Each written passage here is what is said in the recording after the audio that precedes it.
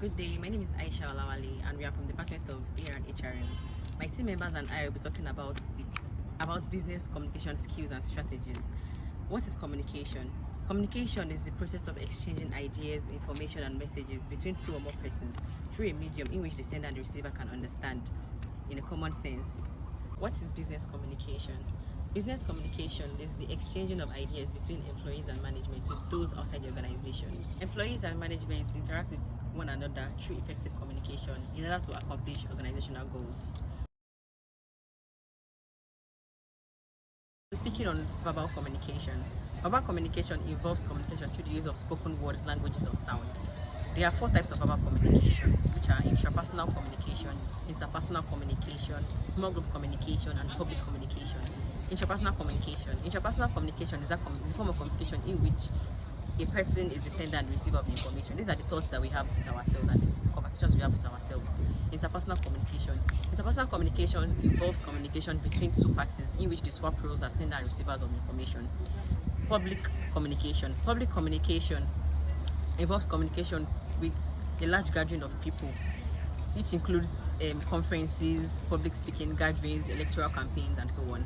Small group communication. This involves communication with two or more parties, in which each participant swap roles as senders and receivers of information. Importance of verbal communication. Information are often misconstrued. Verbal communication helps to clarify misunderstanding and creates opportunity for debate. It stimulates thought process and creates and deepens new relationships.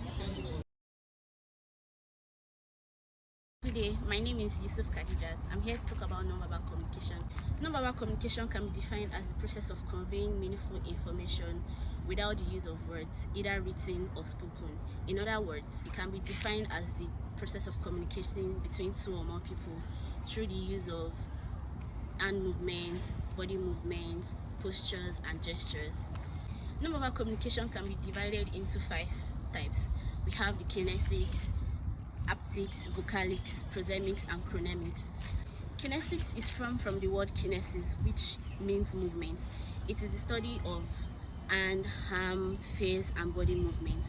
It can be further divided into gestures, hand movements, postures, facial expressions, and eye contact.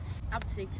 Haptics is a type of nonverbal communication which refers to the way people communicate via the sense of touch. Vocalics. Vocalics is a type of nonverbal communication in which voice indicates emotions and provides cues on how messages should be interpreted.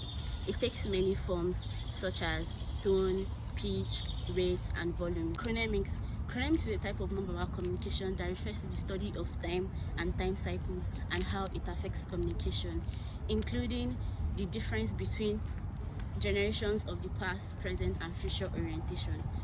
Then the importance of nonverbal communication. Nonverbal communication helps to maintain and improve workplace efficiency.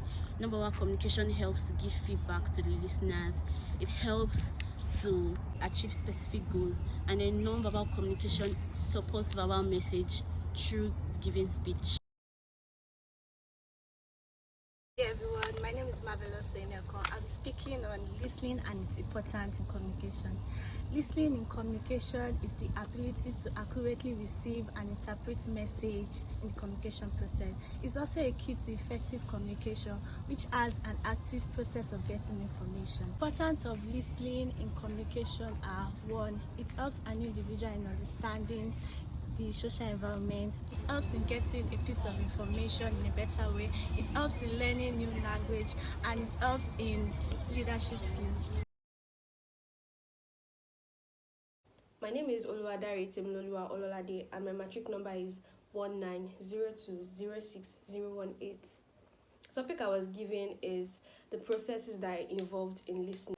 There are 5 processes involved in listening, which are receiving, understanding, evaluating, remembering, and responding. The first stage of the listening process is receiving, which involves hearing and attending.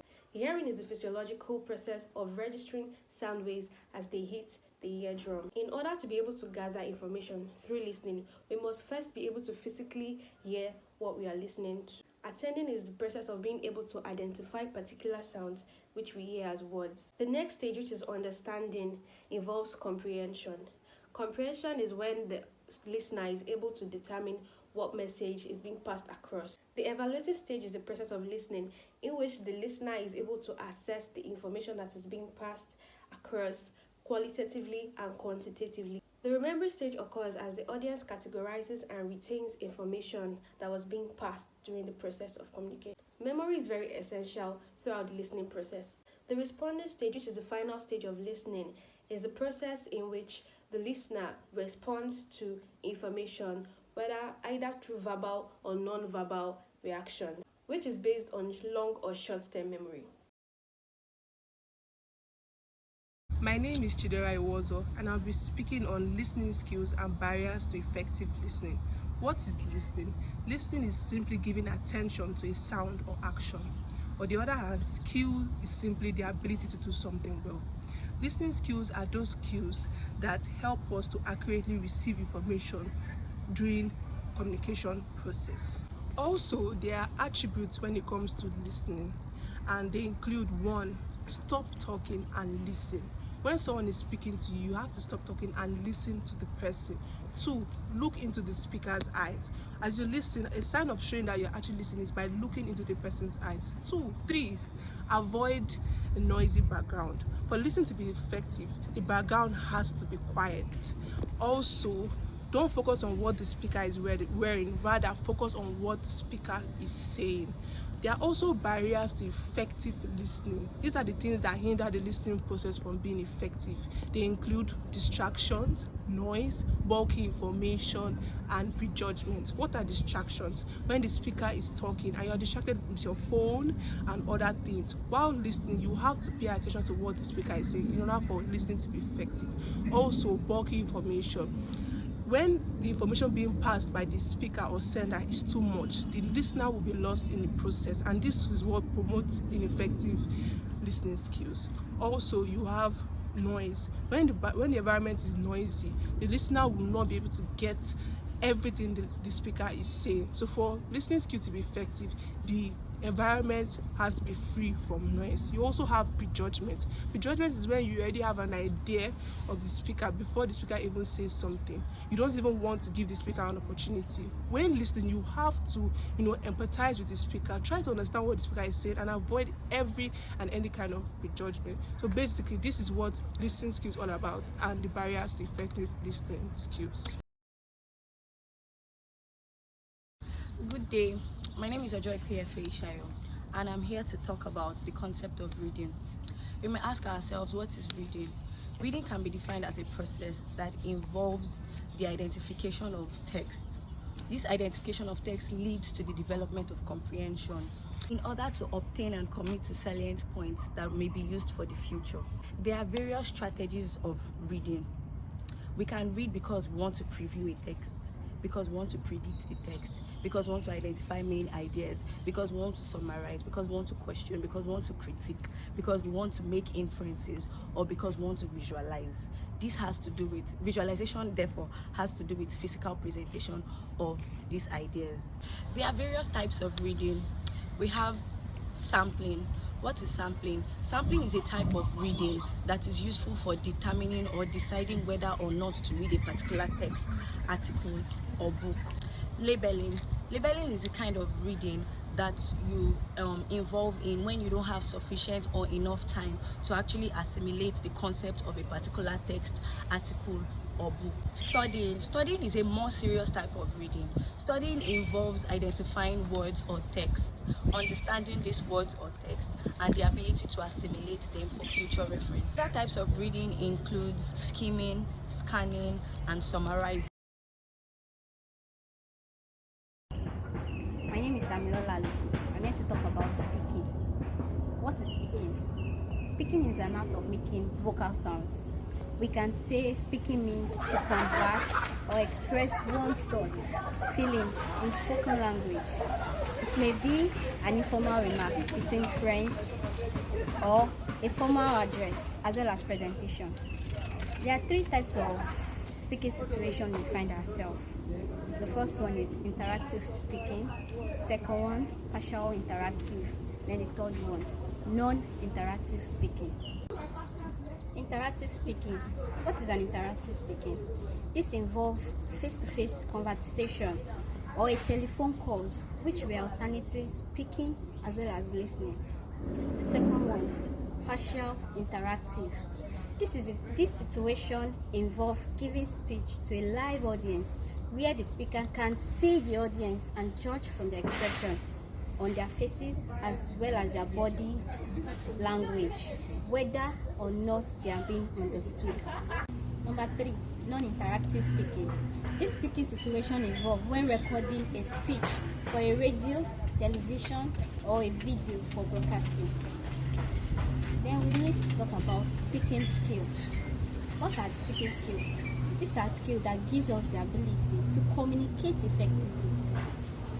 Number 1 is be prepared and practice. It is very important for us to be prepared and practice with our speech. Know your audience. When we know our audience, we grab their attention.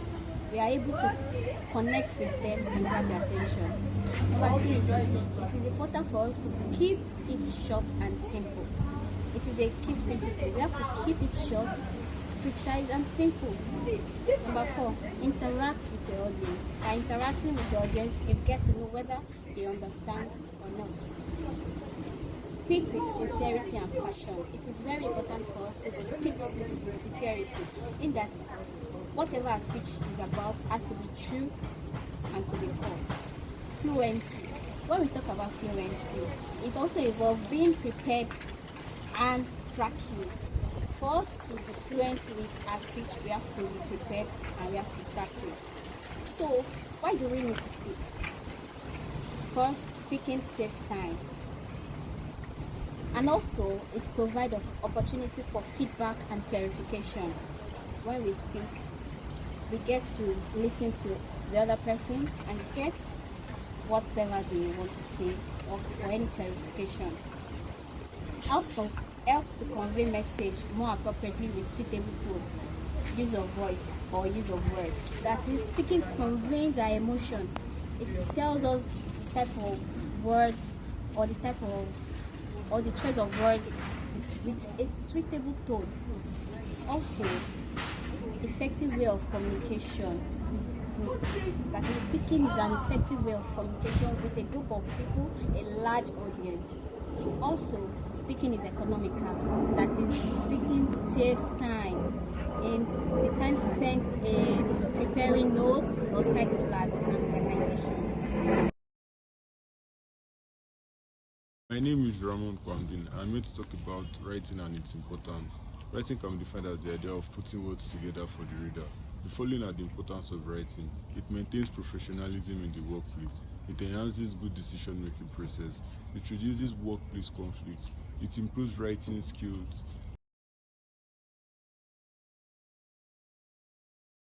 Good day, my name is Okeju Faith. I'll be talking on essentials of good writing.